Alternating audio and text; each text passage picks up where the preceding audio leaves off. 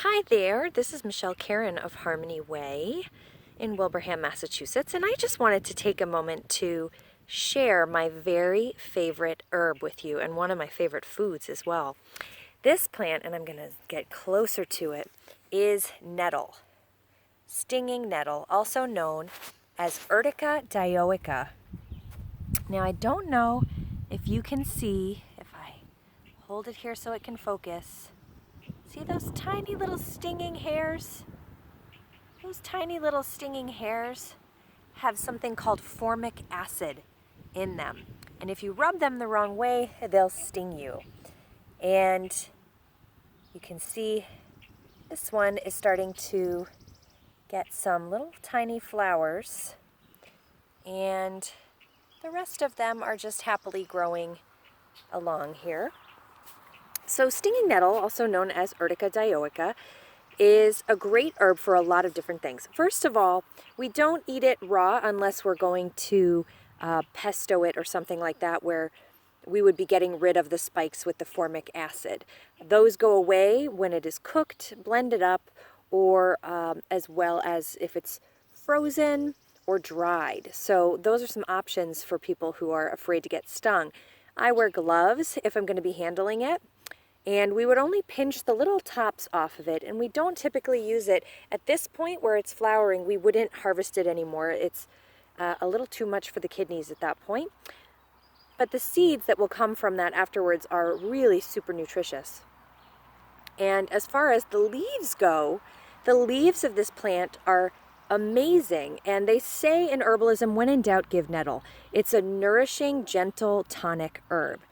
And it has some nervine qualities as well, which is surprising because it's not usually used for that, but it's very good for the liver, the kidneys, the uterus, all of the male reproductive organs as well. It's high in calcium, iron, magnesium, and a whole bunch of other vitamins and minerals.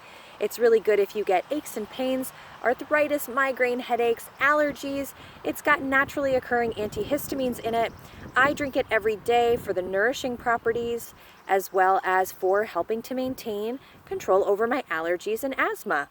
And it's great for all kinds of problems. And people traditionally in Europe would actually take this plant and purposely flail it on themselves. So you can see this kind of emotion with the plant, and hit themselves on their joints if they had rheumatism or arthritis in those joints. And the reason they would do that is because it brought blood flow. So getting stung with this plant brings blood flow to the area once you get stung with that formic acid. And it doesn't last that long in my experience. And it's not really that bad. Some people are more sensitive to it than others. But this is a plant that I think demands respect. It grows wild. There are other types of nettle too. Some of them can be used internally and some cannot. But this particular plant, because it's got spikes, anything with thorns or spikes needs to be treated with respect. And that's definitely a lesson that nettle teaches, is to handle me carefully and with respect. And I love this plant. I love the way it tastes. It's got a taste that's very much like spinach, but I think there's more of a mineral taste, which I really like. It's great as a tea, it's great in soup, it's great in pesto, it's great in lasagna. Instead of using something like spinach, it can sub out for that. It's terrific in breads. I make it into a seasoning salt as well, as a nourishing seasoning salt. It's good in so many different ways.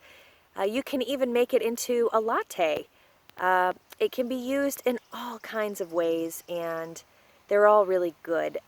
It freezes well, it cooks beautifully, and I really, really, really love it. And so if you see this herb and you positively identify it with guidebooks or with the help of someone who's very experienced at wild plant identification, or you grow it in your garden like I do, because it doesn't actually grow near my yard naturally, so I purposely planted it. And the people thought I was a little cuckoo at the store where I got the supplies for it, because they said, you know, it's never going to go away. I said, that's the point. I would love for it to grow more and be prolific. It can take over in a garden, so that's something to keep in mind. If you don't have a lot of space in your garden, it's probably not a great plant. It likes to have wet feet. It likes well-drained but moist really nitrogen-rich soil. So if you have a chicken coop, you could plant it outside of that where there's going to be some manure. It loves rich compost and nitrogen-rich substances in that soil, and it does like to stay wet. I'm actually going to water this grouping of nettle after I'm done making this video.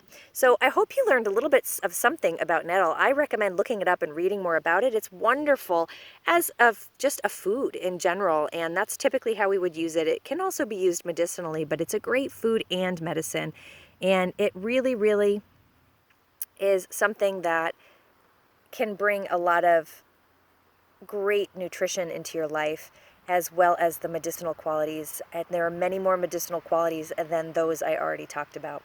So take care, enjoy the rest of your day or evening, and Urtica dioica. That's the plant to look up if you're interested.